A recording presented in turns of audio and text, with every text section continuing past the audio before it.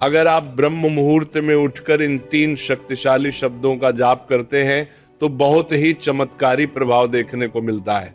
3:00 से लेकर लगभग 6:00 तक का ये पहर होता है। ये पूरा पहर बहुत पावरफुल होता है। इस समय को कभी भी सोकर नहीं गंवाना चाहिए। जिसने भी जिंदगी में कुछ भी पाया है उसने अपने ब्रह्म मुहूर्त का सही इस्तेमाल जरूर किया है। इसीलिए इस समय को जरूर से जरूर उपयोगी बनाए। इस समय में आप सो नहीं सकते। अगर आप सोते हैं तो पक्का आप बहुत कुछ खोते हैं। तो क्या किया जाए? ब्रह्म मुहूर्त में उठकर ये 3 शक्तिशाली शब्द, छोटा सा रूटीन, 2-4 बातें ज्यादा नहीं कह रहा हूं, बहुत छोटी छोटी बातें हैं। एक बार अध्ययन किया था, एक बार फिर सुन लीजिए। इस समय पर मां सरस्वती जुबान पर बैठती है। उस समय आप क्या करें? वो टाइम होता है 3:20 से 3:40 के बीच में। ये 20 मिनट का समय बहुत कीमती होता है। इस समय जो भी आप अपने साथ कहते हैं वो बहुत बहुत मूल्यवान होता है। मां सरस्वती उस वक्त जुबान पर बैठी होती है, इसलिए जो भी आप बोलते हैं वो तुरंत आपके जीवन में फलीभूत हो जाता है। तो क्या किया जाए? यही वह समय है और यही शक्तिशाली शब्द आपके जीवन में पक्का बहुत कुछ कर सकते हैं। बहुत लोगों को मेहनत करने के बाद भी जो चीजें प्राप्त नहीं होती, जब कहते हैं बहुत मेहनत करते हैं लेकिन वो चीज नहीं मिलती, सुखी से मिलकर नहीं मिलता, अच्छी नौकरी नहीं मिलती, पैसों की कमी है, सुख की कमी है, चीजों का फ्लो नहीं बनता, जीवन में सफलता नहीं मिलती, तो इसका कारण कहीं ना कहीं कोई रुकावट या अवरोध होता है। उनके जीवन में, उनके कर्मों में, उनके मन में कुछ ब्लॉकेज होता है। उस रुकावट को ओवरकम करने के लिए हमें कोई कंपन, कोई वाइब्रेशन यूनिवर्स को भेजनी चाहिए जो पुरानी नकारात्मकता या ब्लॉकेज को मिटा सके। तो क्या किया जाए? जो मेरे मन को भी बदल दे और यूनिवर्स को भी। क्या ऐसा किया जाए? ब्रह्म मुहूर्त का समय उसी चीज को सक्रिय करने का सबसे खूबसूरत समय है। तो पहली बात याद रखिए, आपको अपने विचारों को पॉजिटिव बनाना है। मैं वो बताने जा रहा हूं जिसमें सारी बातें शामिल हैं, केवल एक लाइन से नहीं होता। बात को समझिए। पहली बात, सकारात्मक आपको बोलना है। आपको जरूर अफर्मेशन बोलना है। ब्रह्म मुहूर्त में उठिए। 3 से 5 बजे के बीच में, 3:20 से 3:40 का टाइम सबसे मूल्यवान है। इसमें से 5 मिनट पहले उठ जाइए। 5 मिनट पहले उठकर अपने इष्ट गुरु भगवान के आगे प्रार्थना कीजिए। हाथ जोड़कर यूनिवर्स, आकाश, अगर खुला आकाश मिल जाए तो बहुत उत्तम, ना मिले तो मान लीजिए आप भगवान शिव से या अपने गुरु इष्ट से कनेक्ट हो रहे हैं, उनके चरणों में दंडवत प्रणाम कीजिए।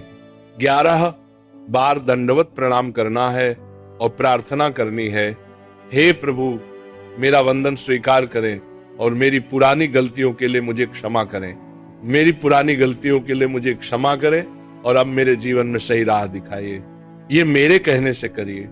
11 बार दंडवत कीजिए और प्रार्थना कीजिए, प्रभु कृपा करें, मुझ पर अपनी कृपा दृष्टि बनाए रखिए। दंडवत प्रणाम समझते हैं आप? पूरा पेट के बल, सिर के बल लेट जाते हैं, पूरा शरीर जमीन पर सिर झुकाकर भगवान या गुरु के चरणों में प्रणाम करते हैं। ऐसे 11 बार करें, फिर उठिए, फिर प्रणाम करें, फिर उठिए, फिर प्रणाम करें, फिर प्रार्थना करें, प्रभु आपकी कृपा दृष्टि मुझ पर बनी रहे, मेरी पुरानी गलतियों के लिए मुझे क्षमा करें, अब मेरी प्रार्थना स्वीकार करें। अब आपको ये बोलना है। क्या बोलना है? सुनिए, अपने आप को बोलना है। ये जो 3 गोल्डन वर्ड्स हैं, मैं बहुत भाग्यशाली हूं, मैं बहुत लकी हूं, एक ही बात है। 3 कहो या 4, मकसद वही है, मैं भाग्यशाली। भाग्यशाली का मतलब क्या? आपने यूनिवर्स को एक वाइब्रेशन दी कि मेरे भाग्य में अगर कुछ नकारात्मक भी है तो वो अब सुधर जाए। मैं पॉजिटिव वाइब्रेशन भेज रहा हूं उसे ठीक करने के लिए। आई एम वेरी लकी, मैं बहुत भाग्यशाली हूं। इस बात को आप 21 बार बोलिए, मैं बहुत भाग्यशाली हूं, मैं बहुत भाग्यशाली हूं, मैं बहुत भाग्यशाली हूं। जो आपने बोला वो यूनिवर्स में फैल जाएगा। उसकी वाइब्रेशन आपके भाग्य में जो भी उल्टा सीधा चल रहा होगा वो निश्चित रूप से पॉजिटिव होना शुरू हो जाएगा।